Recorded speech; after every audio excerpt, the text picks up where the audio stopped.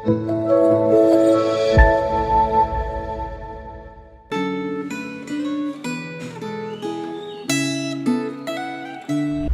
saudara, kita bersyukur di dalam anugerah Tuhan. Hari ini kita kembali diberikan satu kesempatan yang indah untuk boleh kembali lagi merenungkan firman Tuhan.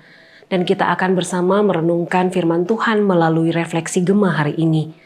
Saudara, sebelum kita akan membaca dan merenungkan firman Tuhan, saya ajak kita semua untuk berdoa. Mari kita berdoa. Bapa di surga, kami bersyukur untuk anugerah yang Kau berikan kepada setiap kami. Hari ini kami boleh kembali lagi mendekat kepada Tuhan di dalam doa dan firman. Dan kami rindu ya Tuhan supaya firman Tuhan yang akan kami renungkan pada hari ini boleh menguatkan kami, boleh memberkati kami.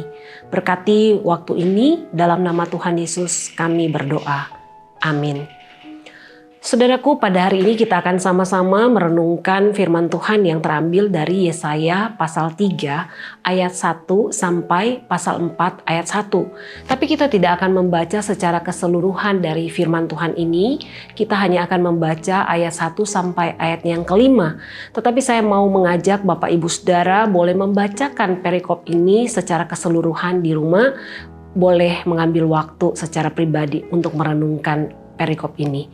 Saya mengajak kita semua memperhatikan bagian firman Tuhan, demikian Yesaya pasal 3 ayat 1 sampai 5. Maka sesungguhnya Tuhan semesta alam akan menjauhkan dari Yerusalem dan dari Yehuda setiap orang yang mereka andalkan, segala persediaan makanan dan minuman, pahlawan dan orang perang, hakim dan nabi, petenung dan tua-tua, perwira dan orang-orang yang terpandang, penasehat dan ahli sihir, dan orang yang paham mantra. Aku akan mengangkat pemuda-pemuda menjadi pemimpin mereka, dan anak-anak akan memerintah atas mereka. Maka bangsa itu akan desak-mendesak seorang kepada seorang, yang satu kepada yang lain. Orang muda akan membentak-bentak terhadap orang tua, orang hina terhadap orang mulia. Saudaraku, beberapa waktu ini marak sekali kita mendengar dan menyaksikan berita-berita yang sangat miris terjadi di tengah-tengah bangsa kita. Beberapa waktu terakhir ini viral beberapa kasus pembunuhan, kasus bunuh diri, kasus kekerasan, korupsi, dan masih banyak lagi kasus-kasus yang lain yang viral pada saat ini. Ada beberapa kasus yang sebenarnya motifnya hanya gara-gara hal sepele. Dan mungkin sebagian dari kita akan beranggapan bahwa ini sebenarnya tidak perlu terjadi. Tetapi itulah yang terjadi.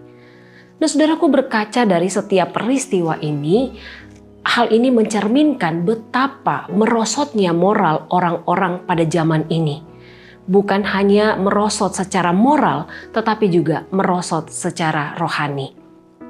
Saudara, kemerosotan moral ini dan rohani ini sebenarnya tidak hanya terjadi pada zaman ini, tetapi jauh sebelumnya pada zaman Nabi Yesaya, hal ini juga telah terjadi.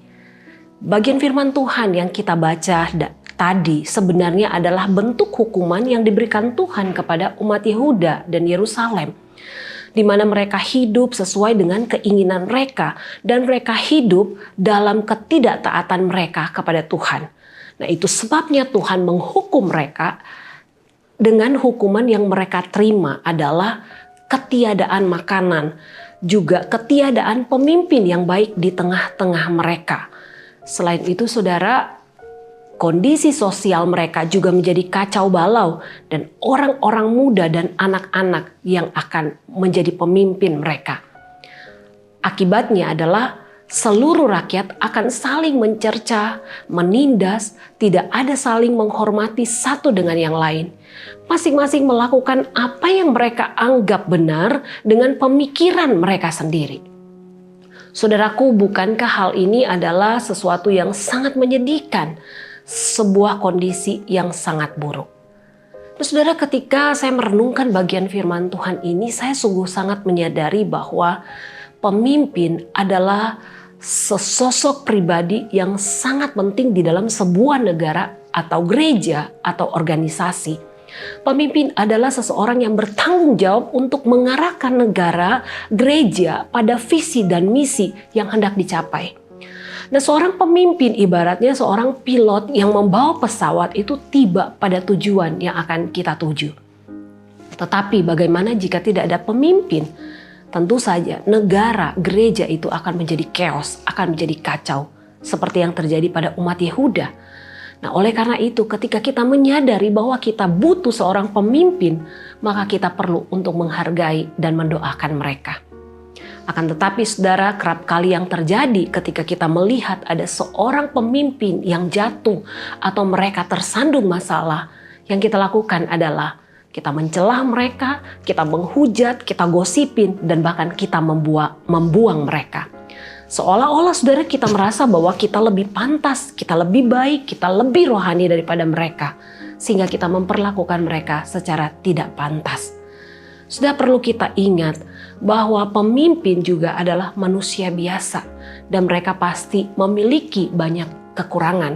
Dan kita pun sama seperti mereka. Kita juga tidak imun dengan kesalahan dan kekeliruan. Oleh sebab itu kita juga perlu untuk mendoakan mereka. Kita perlu untuk support mereka. Sebab mereka adalah wakil yang Tuhan tempatkan atau Tuhan berikan di tengah-tengah kita untuk memimpin kita.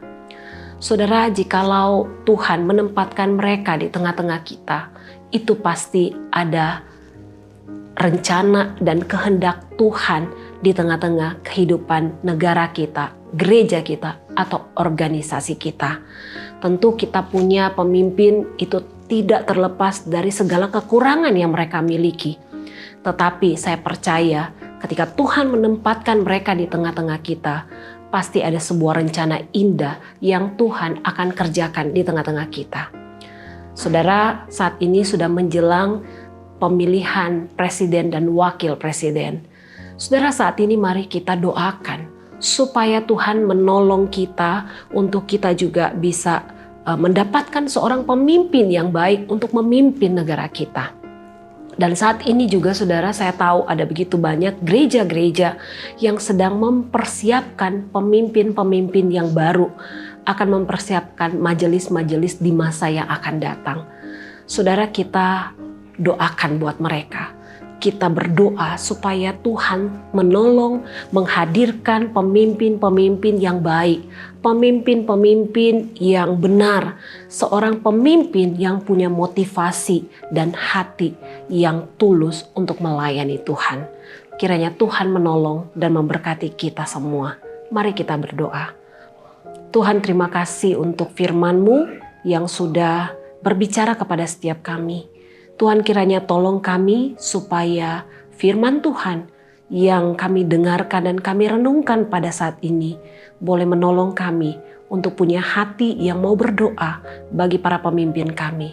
Terima kasih, kami bersyukur ya Tuhan, dan kami mau serahkan hidup kami kepadamu, hanya dalam nama Tuhan Yesus kami berdoa.